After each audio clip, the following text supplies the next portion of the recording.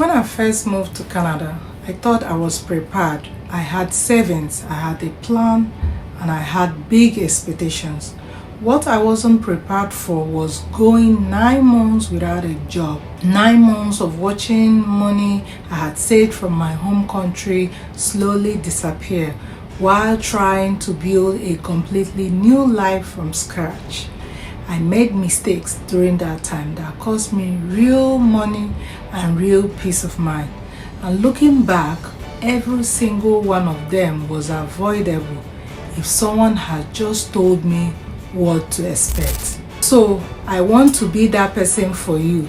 Here are 5 financial mistakes most immigrants make when they come to Canada and what to do instead. Mistake number 1. This is the one that caught me completely off guard. Underestimating how long it takes to get a job in Canada. Back home, I had experience, I had qualifications, and I assumed that would translate quickly. But here is the reality, it doesn't always work that way. In Canada, employers want Canadian experience. Your credentials might need to be recognized or recertified.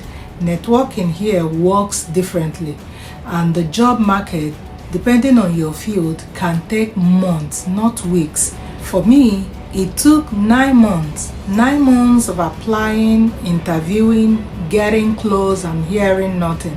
And during that entire time, I was burning through the emergency fund I had saved from home country.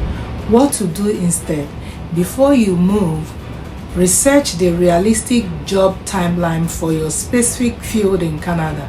Talk to people who had already moved and plan your finances for at least 6 to 12 months without income. Not 3. 3 months may not be enough. Mistake number 2 is not having a big enough emergency fund before you land. Now, I actually did this right, and is the only reason I survived those 9 months. I saved aggressively before leaving my home country, and that fund carried me through the hardest period of my life in Canada. But I've met so many newcomers who arrive with just enough to cover their first month's rent and a few weeks of groceries. And when the job doesn't come quickly, and it usually doesn't, they are in crisis mode within weeks. Canada is expensive. Rent in most cities is high. Groceries cost more than many newcomers expect. Transportation, phone plans, winter clothing, it all adds up fast. What to do instead? Before you move, build an emergency fund that covers 6 to 12 months of Canadian living expenses, not expenses based on your home country cost of living. Research the actual rent prices, food cost, and transportation cost in the city you are moving to. That number is your target. If I hadn't had that fund, I honestly don't know what I would have done. It didn't just save me financially, it gave me the breathing room to make better decisions instead of desperate ones. The mistake number 3 is ignoring how credit works in Canada. Here is something that surprises a lot of newcomers. When you arrive in Canada, your credit history doesn't come with you. It doesn't matter if you had perfect credit back home. In Canada, you start from 0, and your credit score here affects everything. Renting an apartment, getting a phone plan, qualifying for a car loan, eventually getting a mortgage. Without Canadian credit history, you are invisible to the system. A lot of immigrants put this off because they are focused on finding work and settling in. I get it, there are 100 things on your mind, but building credit is one of those things that takes time, and the sooner you start, the better. What to do instead? Within your first few weeks in Canada, open an account and apply for a secured credit card or a newcomer credit card. Most major banks like the TD, the RBC, and Scotia banks have programs specifically for new immigrants. Use that card for small purchases, pay it off in full every month, and your credit score will start building automatically. Don't wait until you need credit to start building it. By then, it may be too late. Mistake number 4 is not understanding how taxes work in Canada. This one costs immigrants real money every single year. Canada's tax system is different from most countries. Income tax is collected by the federal and provincial governments. You need to file tax return every year, even if you earn very little or nothing at all. And here is the part most newcomers miss. Filing your taxes is how you assess benefit. Things like the GST and HST credit, the Canadian Child Benefit if you have kids, the Climate Action Incentive Payment. These are free money the government gives you, but only if you file. I've talked to newcomers who went their entire first year without filing taxes because they didn't earn much and assumed they didn't need to file.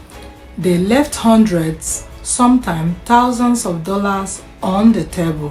What do you do instead? File your taxes every year, starting from your first year in Canada. Even if your income was zero, you can use free tax clinics. They are available across Canada during tax season. Also, register my CRA account online so that you can track your benefits and returns digitally. And one more tip, keep receipts for your moving expenses. If you move to Canada to work or start business, some of those costs may be deductible. Talk to a tax professional your first year. The small fee can save you much more than it costs. And mistake number 5, this is the one that brings everything full circle. After going 9 months without a job, when I finally started earning again, the relief was incredible. But here is what I realized. I had been so focused on getting income that I never thought about protecting it. What if I got sick? What if I got injured? What if I couldn't walk again? Not because of immigration this time, but because of a health issue. As a newcomer, you're probably not thinking about insurance beyond basic health care coverage. And yes, Canada has public health care, but it doesn't replace your paycheck if you can't work.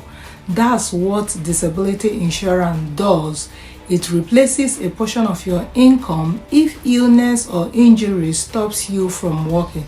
And as an immigrant who lived through 9 months with zero income, I can tell you from experience, there is no worse feeling than watching your income or money disappear with no way to earn more.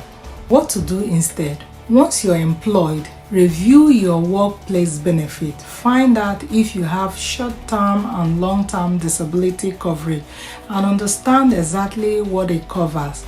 If you're self-employed or your employer doesn't offer coverage, look into personal disability insurance. I've made other videos on this channel about disability insurance and critical illness insurance in Canada. You can watch them somewhere here on the screen if you click on them. I'll also link them in the description. But the point is this: your income is your most valuable asset. Once you finally get it, please protect it. Moving to Canada changed my life, but it also taught me lessons about money that I will never forget. If you're planning to move here or if you just arrived, I hope these 5 mistakes save you from the stress and financial pain that so many newcomers go through, including me. You don't have to learn everything the hard way. That is why I make these videos, so that you can have the financial clarity to make better decisions from day one. If this helped you, please subscribe. I put out new content every week for Canadians who want to understand money, insurance, and financial protection without the pressure and without the confusion. And leave me a comment below. Where did you move from? And what is the biggest financial surprise you experienced in Canada? I'd love to hear your story. This is Financial Clarity with Happiness. See you in my next video.